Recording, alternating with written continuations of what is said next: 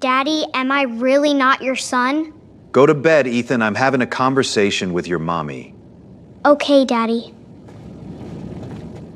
He had built an empire with his bare hands, and in one evening, he burned down the only thing that ever mattered.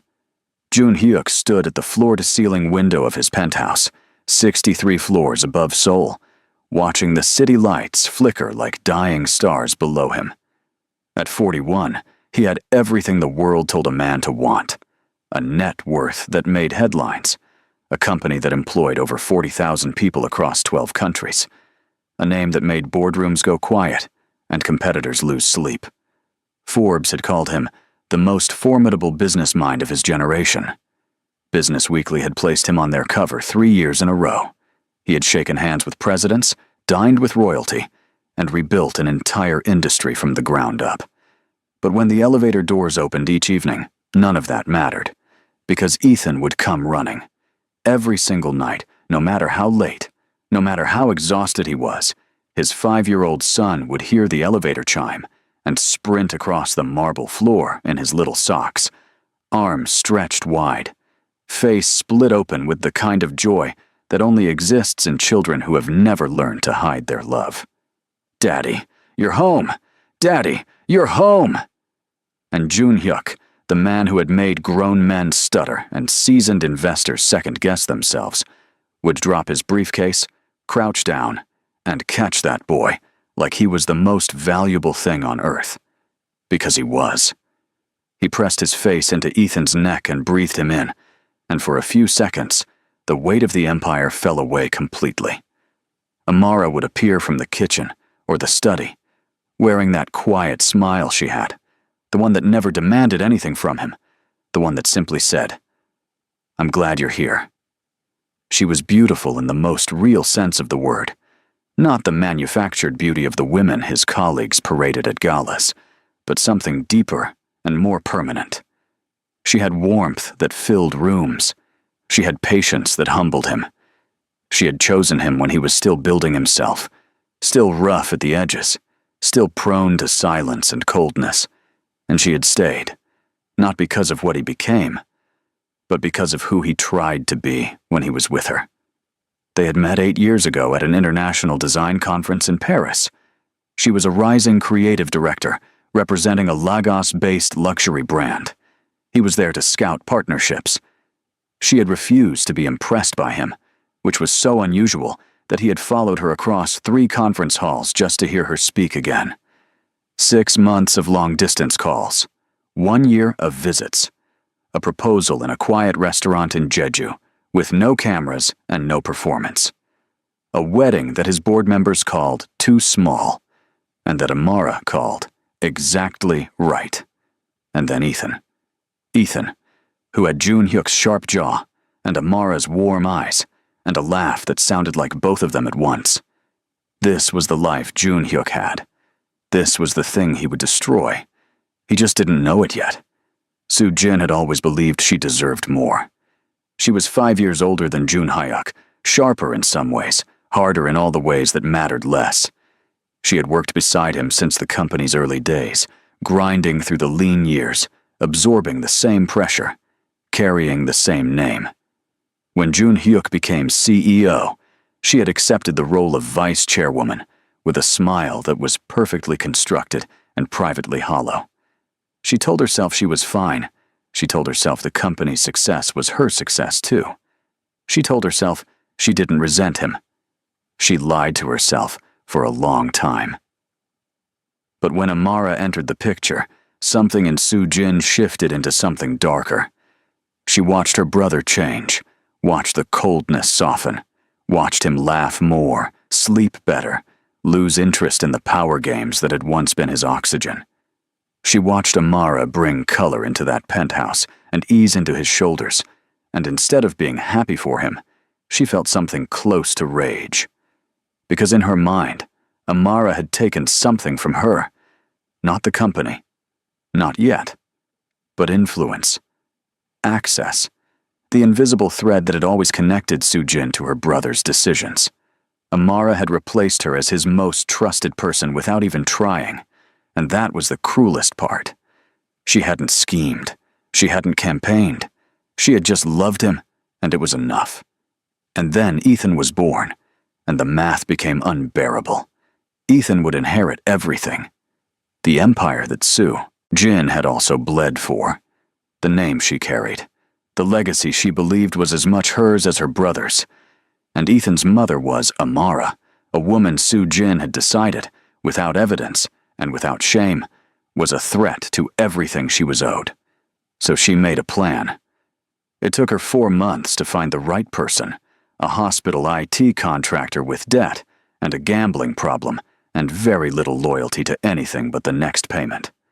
It took another 3 weeks to access the right database.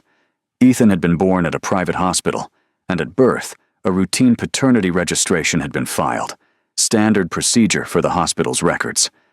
The original DNA analysis sat in a locked digital file, accurate, unambiguous, and completely incriminating to her plan. She had it changed. The contractor altered the report with surgical precision. The language was official. The formatting was identical to the original. The conclusion was devastating. Probability of paternity, 0%. Sue Jin read the document 3 times and felt something she was ashamed to call satisfaction. She printed it. She anonymized it. She sent it to Jun Hyuk's private email with a subject line that read only, "You should know the truth." She pressed send on a Tuesday morning. By Tuesday evening, her brother's world had ended. Jun Hyuk had been in a pre-announcement strategy meeting when his phone buzzed. He almost ignored it. His assistant knew not to interrupt strategy sessions unless the building was on fire. But the email came from an address he didn't recognize, and something in him, some instinct older than logic, made him open it under the table. He read the subject line first. "You should know the truth." He opened the document. He read the first paragraph, then stopped. Then read it again. Then read the conclusion. Probability of paternity, 0%. The room kept talking around him. Someone was explaining quarterly projections. Someone else was arguing about market entry timing. Jun Hyuk heard none of it. He was looking at a number that his mind refused to process. 0%. He set his phone face down on the table with a calm that was not calm at all, but the particular stillness of a man whose entire nervous system has just seized. He excused himself. He walked to the executive bathroom. He stood at the sink and looked at his own face in the mirror for a long time. Then he took out his phone and read the report again, as if a second reading would change the conclusion. It didn't. He thought about Amara. He thought about the pregnancy. The 9 months she had been radiant and tired and happy. The way she had reached for his hand during the ultrasound. The way she had cried when Ethan was placed in her arms, and then looked up at him and said, "He looks like you, doesn't he?" He had been so sure in that moment, so completely certain of everything. Now certainty was gone, and in its place was something ancient and corrosive. Pride, not grief, not confusion. Pride. The pride of a man who had never been made to look foolish, who had built his entire identity on being smarter than the room, sharper than his opponents, impossible to deceive. And if this report was true, if it was true, then he had been deceived by the one person he had trusted without reservation. He told himself he needed to be rational. He told himself there were questions to ask. But the pride was louder than rationality. He went home. Amara knew immediately that something was wrong. She had always been able to read him. It was one of the things that used to make him feel known, and now made him feel exposed. She came out of the study where she had been working on a branding proposal, and she looked at his face, and she said, "What happened?" He didn't answer. He walked to the dining table and dropped the printed document in front of her. She looked down at it.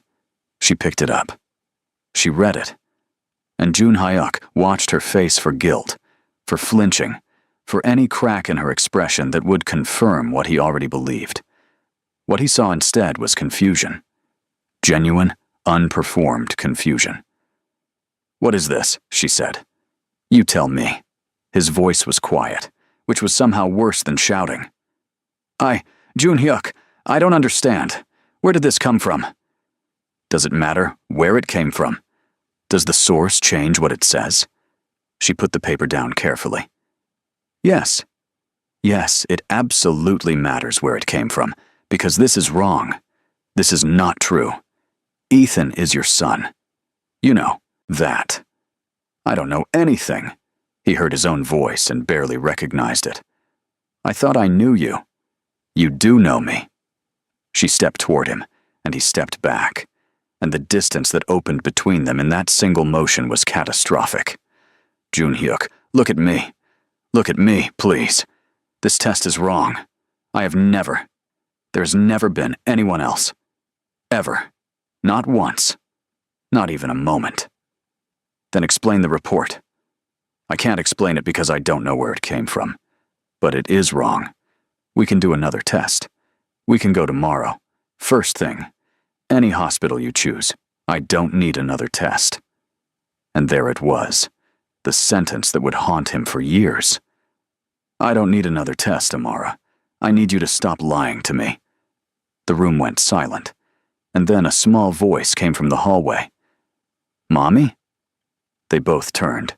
Ethan was standing at the edge of the living room in his pajamas, holding the stuffed bear he had named Captain, rubbing his eye with one fist. He had been woken, probably, by the tension more than the volume. Children are like that. They feel the atmosphere of a room before they understand the words. He looked at his mother. He looked at his father. And something in his small face tightened, the way children's faces do when they sense disaster, but haven't been given the language for it yet. Why are you crying, Mommy? He asked. Amara turned away and covered her face. Jun-hyuk looked at his son, at the boy's jaw, at his hands, at the way he held his body with the exact same tension Jun-hyuk himself carried. And for 1 second, one terrible second, doubt flickered. Not doubt about the test, doubt about what he was doing. He pushed the doubt down. Go back to bed, Ethan, he said. But Daddy, go back to bed. Ethan didn't move immediately. He looked at his father with those eyes, Amara's eyes, wide and dark and full of something that was almost understanding.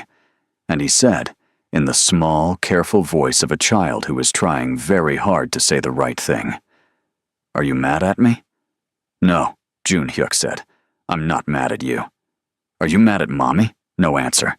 Ethan's chin trembled. Daddy, am I really not your son? The question cracked something open in the room.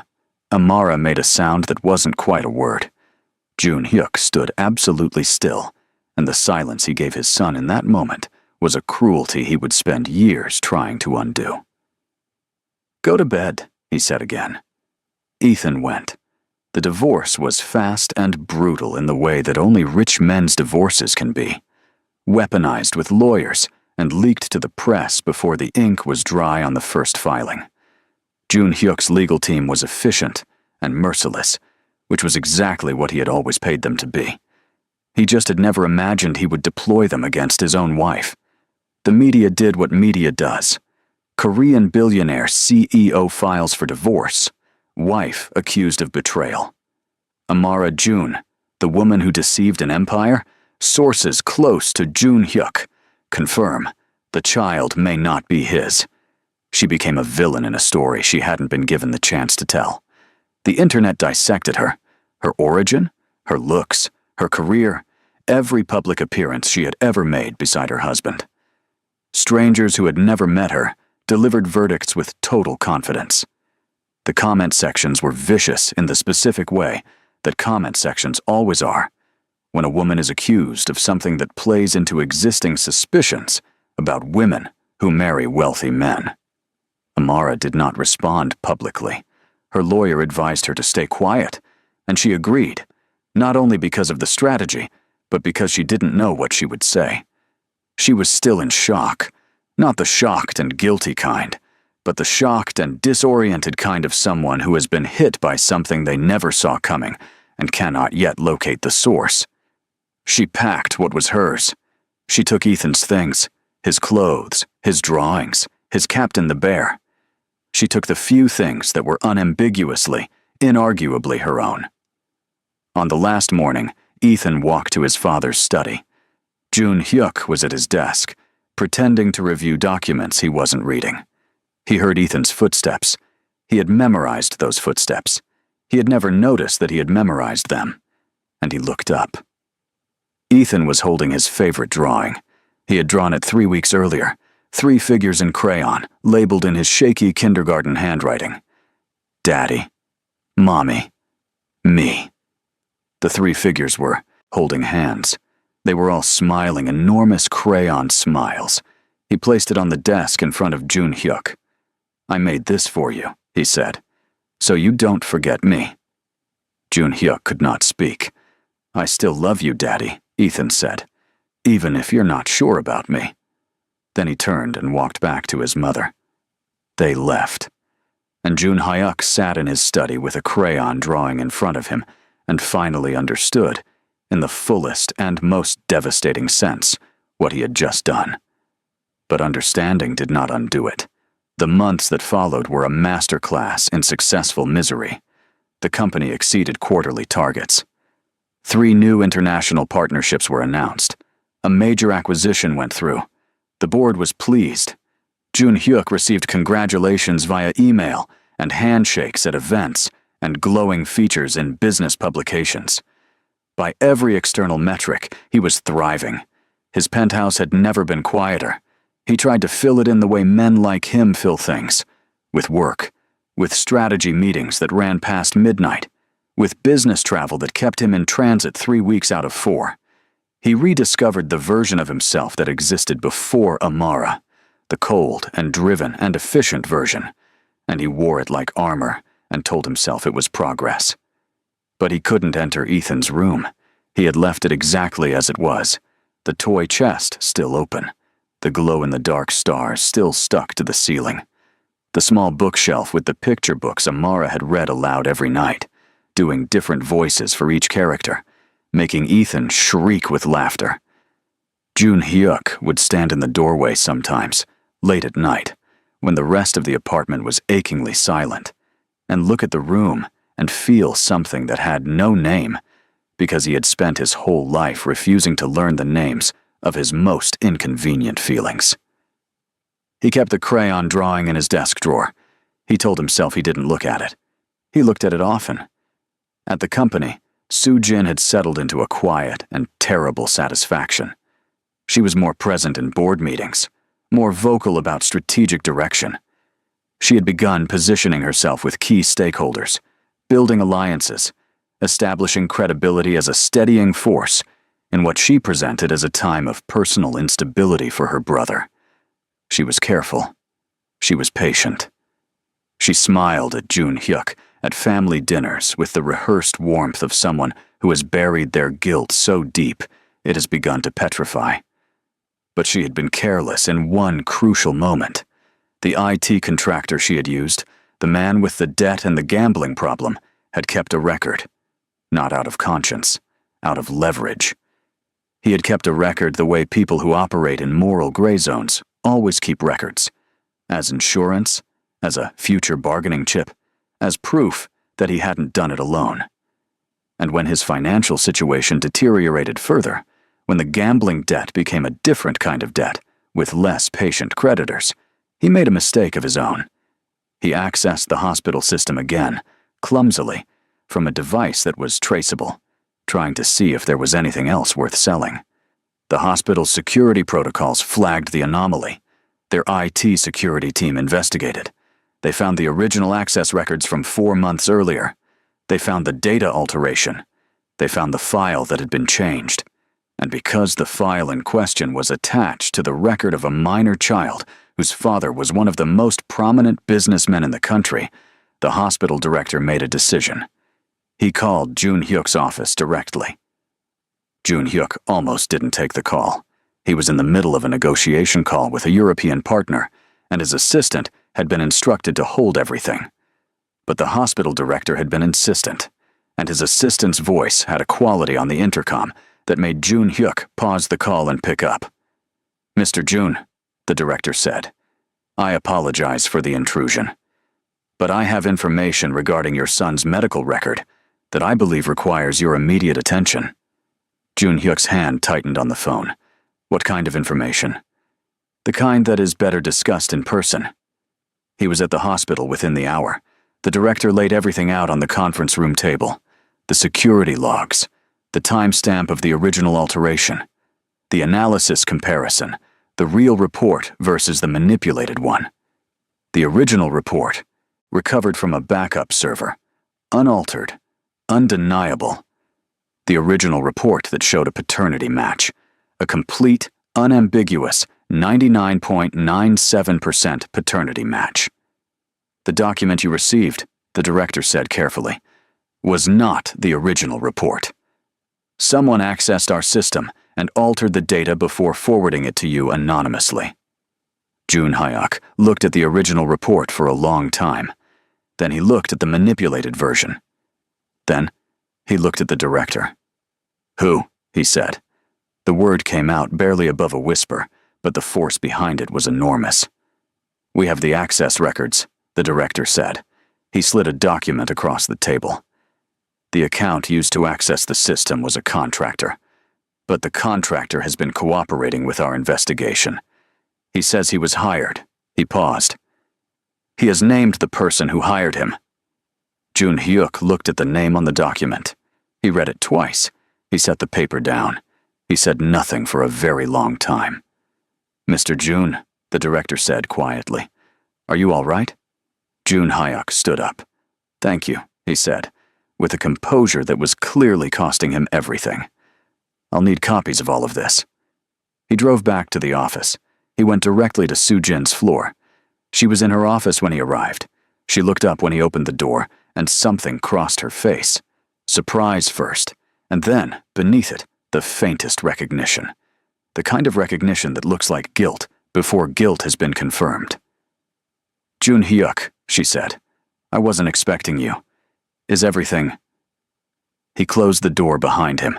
He crossed the room and placed the hospital documents on her desk. She looked down at them. She looked back up at him. "I've just come from the hospital," he said. "I'd like you to tell me, in your own words, what you did. Not because I need the confession. I have the records. I have the contractor's statement. I have more than enough. But because I'd like to understand. I'd like to hear it from you. I'd like to look at my sister and understand how we arrived here." Soo-jin was quiet for a moment. Then she sat back in her chair with the measured composure of someone who has already rehearsed this moment in their worst nightmares. "I did it to protect the company," she said. Jun Hyuk stared at her. "Say that again." "She was wrong for you. You were changing, Jun Hyuk. You were becoming someone who made decisions based on emotion. That woman had too much influence over you. And the boy, Ethan, would inherit everything. Everything we both built. I couldn't let an outsider— Stop! His voice was very low. "Stop talking about protecting the company. I was trying to— You destroyed my family." His voice didn't rise. It dropped further, which was somehow far more frightening. "You looked at my son, a 5-year-old child who called you auntie, who drew pictures for you, who ran to hug you every time you came to the house, and you decided he was a threat. You looked at my wife, who had done nothing to you, nothing, and you decided she deserved to be destroyed. And then you sat at my dinner table and smiled at me for months while I walked around in agony, believing I had been betrayed by the one person I trusted most." Soo-jin opened her mouth. "Don't," he said. "Don't tell me it was about the company. The company is not a living thing. It doesn't feel. It doesn't need to be protected from love. You did this because you were jealous, because Amara gave me something you couldn't take credit for, and you couldn't stand it." Soo-jin looked away. There was something on her face now that was not quite guilt, but was the closest thing to it she was capable of. A shifting, a rearranging, as if certain foundations beneath her certainty were starting to crack. "You wanted to protect the company," Jun Hyuk said, and his voice had gone completely flat. "The company will survive. It survived before Amara, and it will survive after you. but my son spent months believing his father didn't want him. Do you understand what that does to a child? Do you understand what it means for a 5-year-old boy to look at the person who is supposed to be his whole world and receive silence? He asked me if I still wanted him. He asked me that. And He stopped. He looked at his sister for a long time. "You're done here," he said. "As of today." He walked out. Finding Amara was not difficult. He had never, in the deepest and most private part of him, stopped tracking the high fact of her existence in the world. He knew she had left Seoul. He knew she had relocated. He had a private investigator's report sitting in a folder he had opened and closed many times without reading past the first page, because reading it felt like a kind of weakness he wasn't ready for. He read it now. She had moved to a mid-sized city, rented an apartment, and within 6 months of leaving him, had established a small creative design studio. The studio had been doing well. She had clients. She had hired 2 staff members. She was, by every available indicator, building something of her own from scratch, with no access to his money and no use of his name. He had not expected anything less from her. He drove. He didn't call ahead. He had debated calling ahead and decided against it because she would tell him not to come, and she would be right to, and he would go anyway. And arriving unannounced at least spared both of them that particular phone call.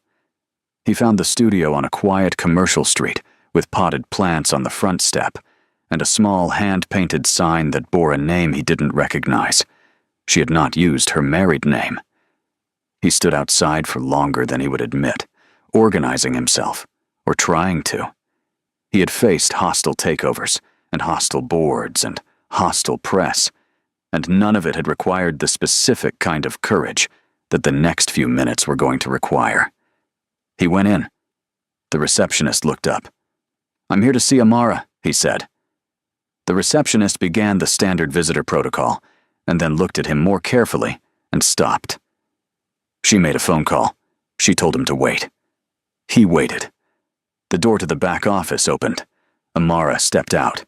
He had been preparing himself for the sight of her, and it hadn't been enough. She was dressed simply, her hair pulled back, a pencil still in her hand from whatever she had been working on when the receptionist called. She looked well. She looked, he realized, with a complicated mix of relief and sorrow, genuinely well.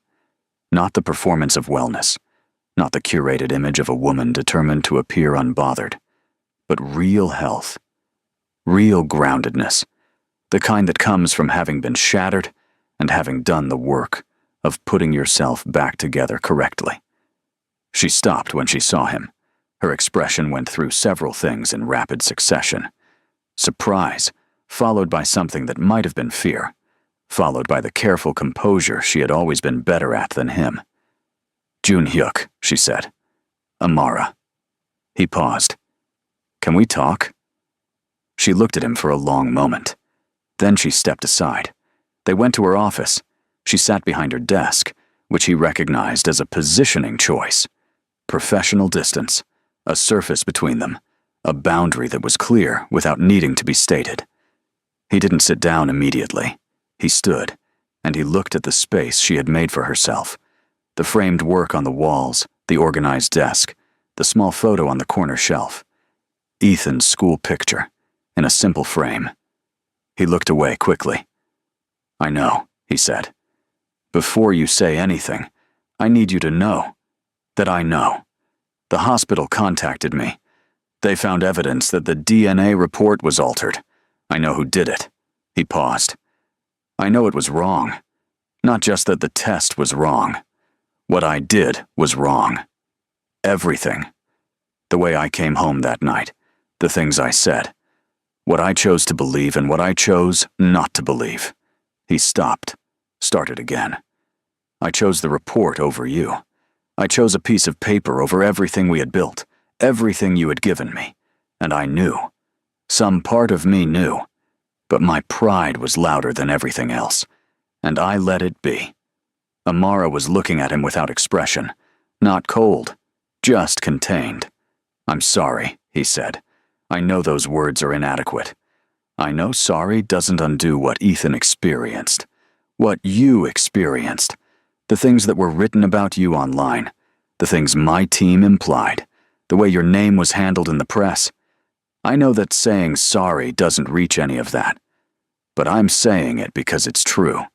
And because I need you to know that the man who did those things knew he was wrong before the truth was confirmed, and chose to continue anyway, and I will carry that. Silence. Then Amara said, "Do you know what hurt the most?" He looked at her. "Not that you left, not the lawyers, not the press." She set the pencil down on the desk.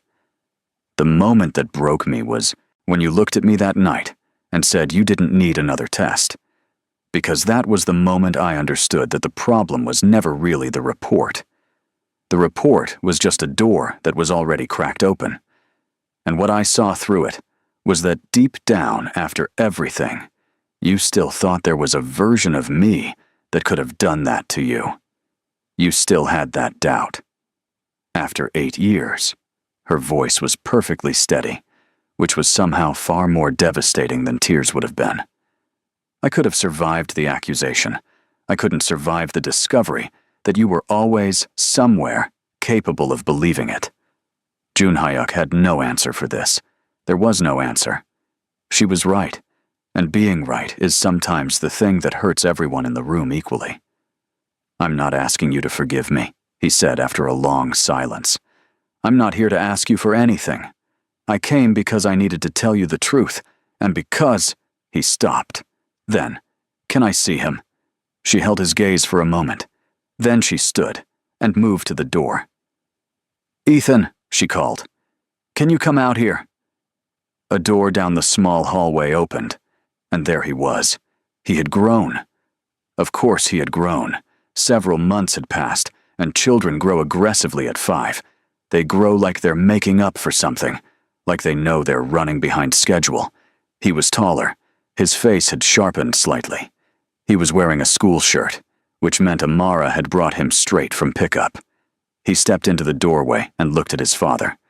June Hyuk looked back. He saw himself in that face. He had always seen himself in that face.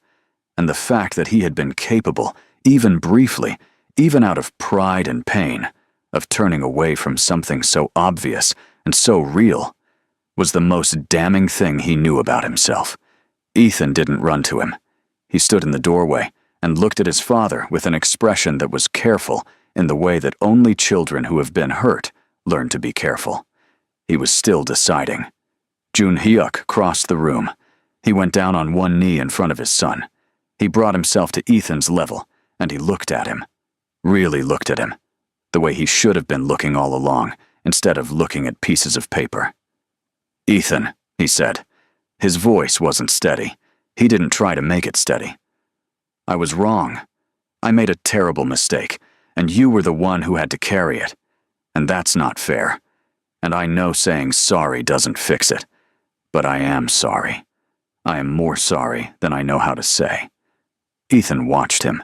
He was chewing the inside of his cheek, which was something he did when he was thinking hard. "You left," Ethan said. "I did." "You said?" He stopped. "You didn't say anything. That was the worst part. I asked you if you still wanted me, and you didn't say anything." June Hyuk closed his eyes briefly. "I know. Why didn't you say anything?" "Because I was wrong, and I was too proud to admit it. And I hurt you because of it. That was wrong. I was wrong." Ethan was quiet again. Then he said, "Do you still want me?"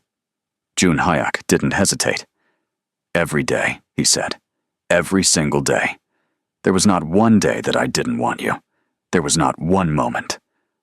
I have your drawing in my desk, the one with the 3 of us holding hands.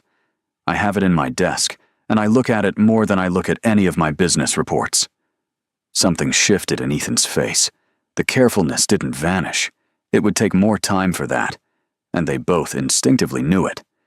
But beneath it, something relaxed. Some small, held breath released itself. Ethan looked at his mother. Amara gave him the smallest of nods. Not a permission exactly, just a confirmation that she was okay. That this was okay. that he could decide for himself. Ethan looked back at his father. Then he stepped forward and put his arms around Jun Hyuk's neck. Jun Hyuk held his son and didn't try to control what happened to his face. Amara stood by the door of her office and watched, and her expression was the expression of a woman who has survived something and is still in the complicated middle of deciding how to feel about the person who caused it. She did not hug him. She did not smile at him. But she did not look away. What followed was not a dramatic reconciliation. Jun Hyuk had enough self-awareness finally to understand that love is not a contract you can void and reinstate at will, and that trust, once broken in the specific way he had broken it, does not rebuild in a single afternoon in a design studio. He did not expect it to. He did not push for it. He showed up instead. He showed up for Ethan every weekend, and then more than weekends. And he was never late, and he never canceled, and he never let work become the excuse it had always previously been. He took Ethan to his football games, and his school performances, and his dentist appointments.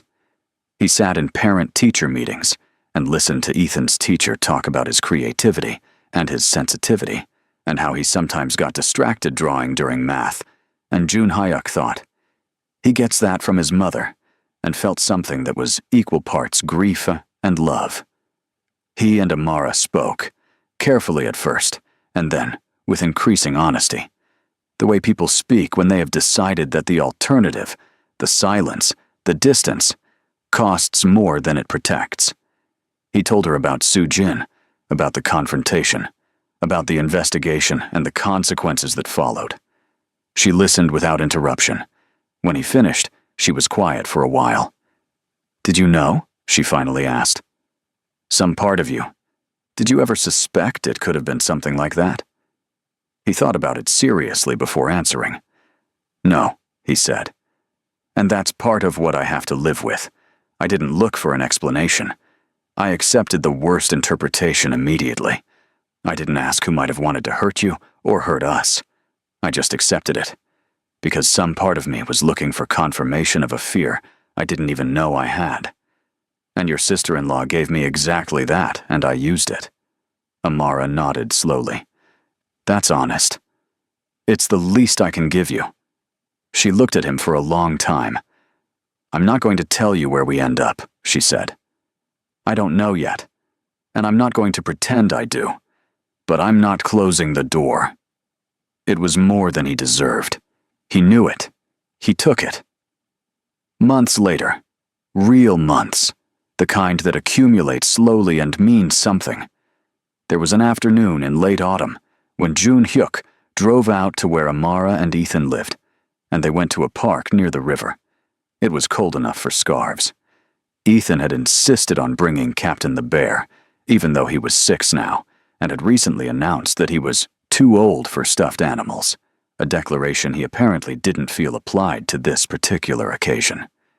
They walked along the river path, the 3 of them, and Ethan talked continuously about his class, about a book he was reading, about a boy at school who had done something funny with a lunchbox that Ethan found deeply hilarious and that took 11 sentences to fully describe. Jun Hyuk listened to every word. He did not check his phone. He did not think about the company or the board or the acquisitions in progress. He listened to his son talk about a lunchbox incident with the focused attention he had once reserved for multi-billion-dollar negotiations. At some point, Ethan reached up and took both their hands simultaneously, his father's on the left, his mother's on the right, and walked between them without breaking his sentence. He didn't announce it. He didn't make it significant. He just did it. The way children do things that carry enormous weight with absolute lightness. Jun Hyuk looked at Amara over the top of their son's head. She was looking at him too. She didn't smile, but her eyes were soft in a way they hadn't been in a long time. There is something a man learns if he is lucky enough to survive his own worst mistakes and honest enough to look at them clearly. That an empire is a thing you can rebuild. That wealth can be recovered. Reputation can be repaired. Companies can be restructured and relaunched and reimagined. These things are hard, but they are the kind of hard that effort and intelligence can address. But a child who once asked his father, "Do you still want me?" and waited alone in the silence for an answer that never came. That is a different kind of wound. It heals, but it leaves something behind. A sensitivity to abandonment that a boy carries into the man he becomes.